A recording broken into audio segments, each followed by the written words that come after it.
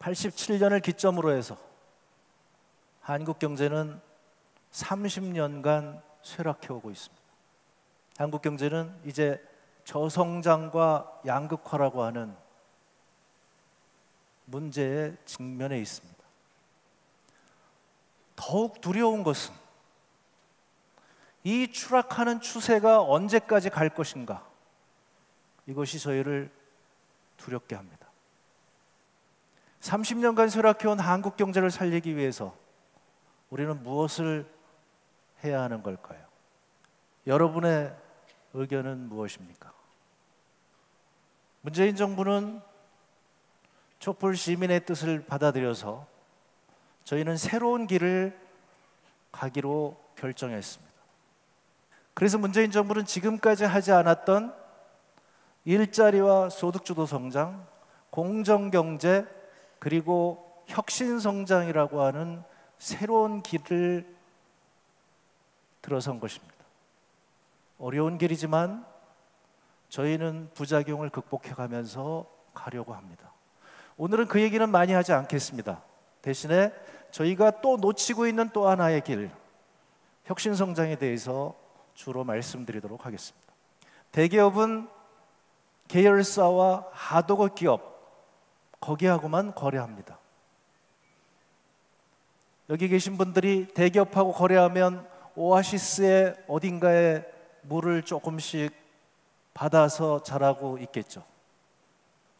만약에 그 오아시스 밖에 있는 기업들, 여기 계신 기업인들은 그 어려움이 얼마나 큰지 잘 아실 겁니다.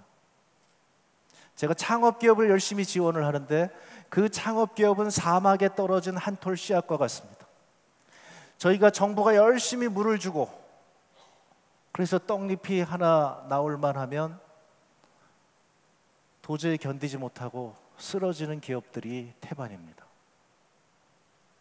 미국에서는 창업을 하면, 그래서 어느 정도 되면 기술이 인정받으면 대기업이 인수해주고, 그렇게 해서 젊은 사람들이 자기의 노력의 대가를 받고, 그렇게 해서 돈을 번 젊은이들이 또 다른 기업을 만들고 또 다른 기업을 인수하고, 이와 같은 자연스러운 혁신 생태계가 만들어져 있는데 한국은 그렇지 않습니다. 저희는 이 생태계를 바꾸지 않는다면 한국 경제의 쇠락을 막기는 어렵다는 것이 저희의 생각입니다. 저희의 생각은 이제 대기업들과 중소기업들이 함께 상생하는 생태계를 만들지 않으면 어렵겠다는 것이 저희의 생각입니다. 다행히도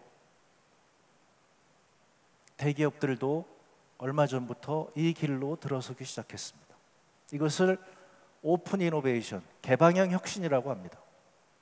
역시 대기업이 도와주면, 여기 계신 앞선 선배들이 도와준다면, 그러면 좀 더 경쟁에 낫지 않을까, 그렇게 생각을 합니다. 이것이 바로 저희 대한민국 경제가 가야 될 길이라고 저는 생각을 합니다. 대통령께서 저희 출범식에 오셔서 이런 말씀을 하셨습니다. 일자리가 만들어지는 성장, 근로자의 임금이 올라가는 성장, 분배가 공정한 성장의 핵심은 중소기업 육성이라고 말씀하셨습니다.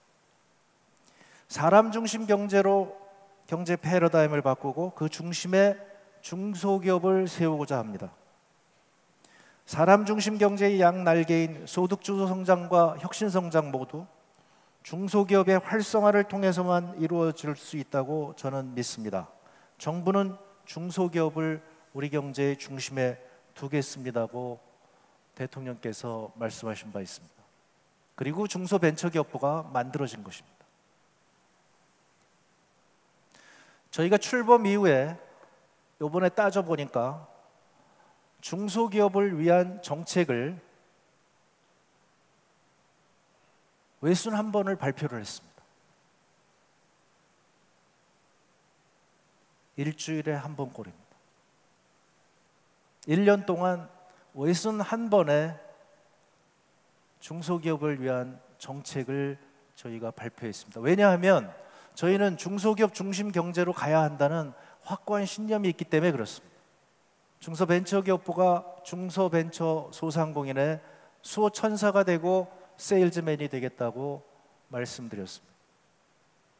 일자리를 만드는 우리 중소기업을 지원하기 위해서 우리 중소기업의 지원 정책을 일자리 중심으로 개편했습니다. 추경의 2조 9천억 원을 청년 일자리에 활용하기 위해서 기업에 지원을 했고요. 여러분들 잘 아시다시피 일자리를 만드는 기업, 이 어려운 가운데에서도 임금 인상에 이렇게 어려운 가운데에서도 일자리를 올리는 기업의 부담을 최소화하기 위해서 저희는 많은 지원 대책을 만들어냈습니다. 일자리 안정 자금을 지원했고요. 그리고 사회보험을 지원했고 카드 수수료를 낮추는 등 5조 원을 지원했습니다. 내년에도 또 할 것입니다. 부족하면 더 할 것입니다.